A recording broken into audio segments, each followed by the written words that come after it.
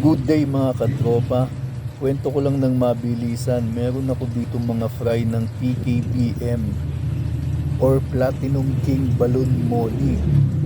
Nakuha ko ito sa isang kaibigan na legit breeder ng PKBM dito sa Pampanga. So makikita nyo meron dyan red eye tsaka mga regular na PKBM. So nakaka-excite yung making itsura nila paglaki. So yan pala yung nanay ng mga PKBM fry na yon. Nandito siya sa community tank. Sad to say yung male niyan namatay na. Kaya hinalo ko na siya sa marble PKBM. So, pero waiting lang ako kasi kumuha na din ako ng ibang male na PKBM galing naman sa iba para ma-pair ko sa kanya.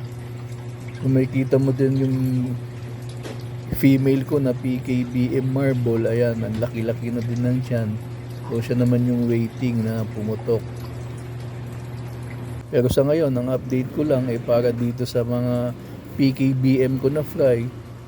Tapos sa susunod na mga videos, i-upload ko din sa inyo kung ano ng balita sa mga to habang lumalaki sila. So yung final na bilang ko po diyan, umabot sila ng 98 pieces. Pero syempre, hindi naman yun mabubuhay. Pero hopefully, mas madaming mag-survive. Kay kaibigang John Ray Vargas ko pala nakuha yan. Balitaan ko ulit kayo sa susunod. Thank you!